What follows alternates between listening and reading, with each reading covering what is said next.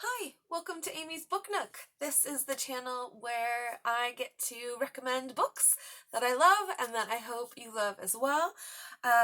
Thank you for your comments. I've started thinking about other recommendations based on those. A special shout out to Danielle, who asked me to talk a bit about the Yellow Wallpaper, and that is the one that I will be talking about today.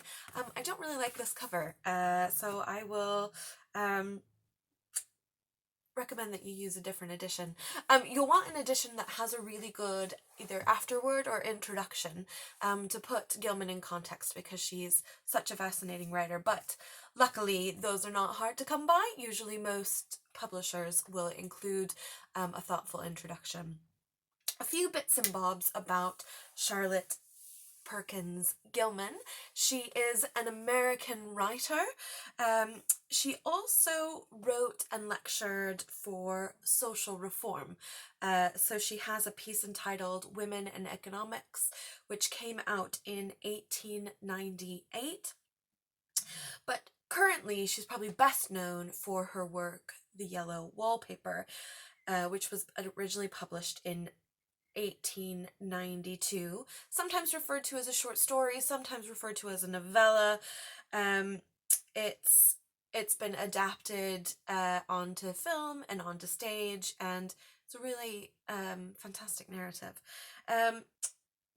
The narration takes the form of a secret diary of a young married woman who is suffering from, quote, a temporary nervous depression with a slight hysterical tendency, end quote. She's been diagnosed by her husband, who is also a physician, and her treatment is to be sort of isolated in this country house. So we get this woman keeping a secret diary of her time in this treatment of isolation. She's also recently given birth, and she is kept separate from her child. And the question, potential spoiler, the question at the end is whether or not she goes mad from this treatment. So the narrative itself reflects Gilman's own experience of postnatal depression and treatment under Dr. Silas Ware Mitchell.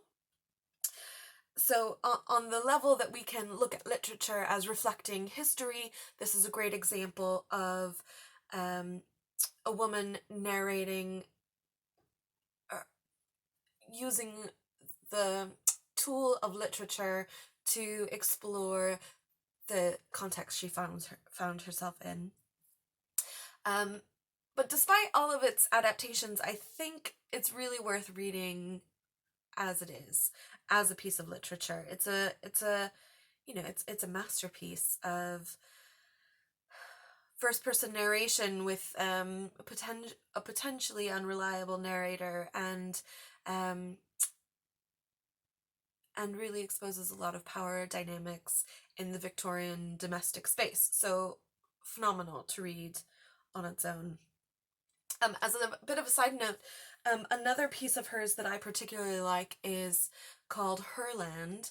It was originally published in 1915, so much later in her life, and it's a feminist utopian novel where there are essentially no men, and how these women work in community and find ways to reproduce as you do in utopian novels. And I will actually address this in the future. I'll probably be putting together a series on utopian and dystopian fiction a little bit later on. But for now, it's worth keeping that in mind as sort of a touchstone for where her work goes, and the interest that she has in political discourse and structures of society. The themes that I think are worth drawing out in the Yellow Wallpaper are, as I mentioned before, the power dynamics. You have the power dynamic of the husband and wife in the domestic setting. You also have the power dynamic of physician-patient, which reflects that gendered dynamic. So you can talk about it as a twofold power dynamic, especially since her husband John is the physician. She also mentions that her brother is a respected physician and they have the same opinions. In fact, let me just read you that little bit in the beginning where she talks about her condition. John is a physician, and perhaps, I would not say it to another living soul, of course, but this is dead paper and a great relief to my mind. Perhaps that is one reason I do not get well faster. You see, he does not believe I am sick. And what can one do? If a physician of high standing and one's own husband assures friends and relatives that there is nothing really the matter with one but temporary nervous depression, a slight hysterical tendency, what is one to do? My brother is also a physician and also of high standing, and he says the same thing. So I take phosphates or phosites, whichever it is, and tonics and journeys and air and exercise, and am absolutely forbidden to work until I am well again. Personally, I disagree with their ideas. Personally, I believe that congenial work with excitement and change would do me good. But what is one to do? I did write for a while, in spite of them, but it does exhaust me a good deal, having to be so sly about it, or else meet with heavy oppression. I sometimes fancy that, in my condition, if I had less opposition and more society and stimulus. But John says that's the very worst thing I can do, is think about my condition, and I confess it always makes me feel bad.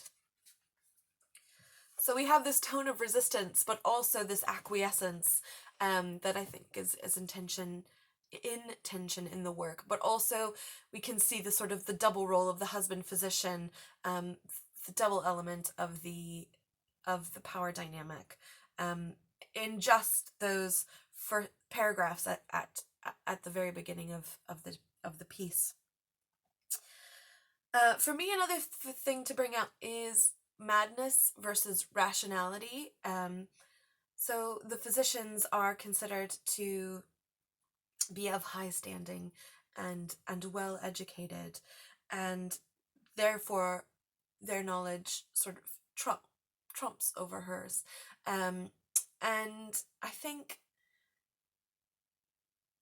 one of the things that feminist literature can do is problematize rationality and problematize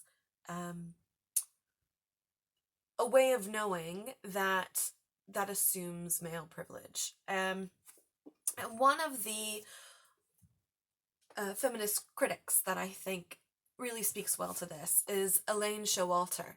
Her book, The Female Malady, talks about how madness is historically represented first as male and then as a female malady in the Victorian era.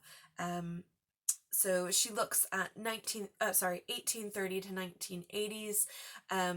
The lunatics asylums and asylum reform was taking place in the 1830s and 40s, and a lot of the propaganda around health was looking at madness as something that's specifically female. So I think that's a really interesting way into thinking about representation of women's madness in literature. She also writes a piece called Literature of Their Own. This is really important work in the earlier waves of feminism, to recover literature by women that isn't just the Brontes. And don't get me wrong, the Brontes, Jane Austen, great, but more was happening, and it's good to look at the scope of that work. I did want to just bring your attention to this fantastic collection called That Kind of Woman. The Yellow Wallpaper is anthologized in this collection, along with other fantastic short story pieces by fantastic women writers that explore the they're just called rebellious stories. So the sense in which the Yellow Wallpaper can be seen as rebellious, I think it's well anthologized in that particular piece. Edited by Bronte Adams and Trudi Tate. Trudi is local to Cambridge. She runs the Literature Cambridge and does some fantastic study days. So I definitely recommend checking out what she has to offer. But thank you for joining me today. I hope you have a wonderful day. Stay healthy, stay safe, and I'll see you again. I think the next one might have to be The Sadian Woman by Angela Carter, as I've gotten a few questions about that. So see you again. Thanks.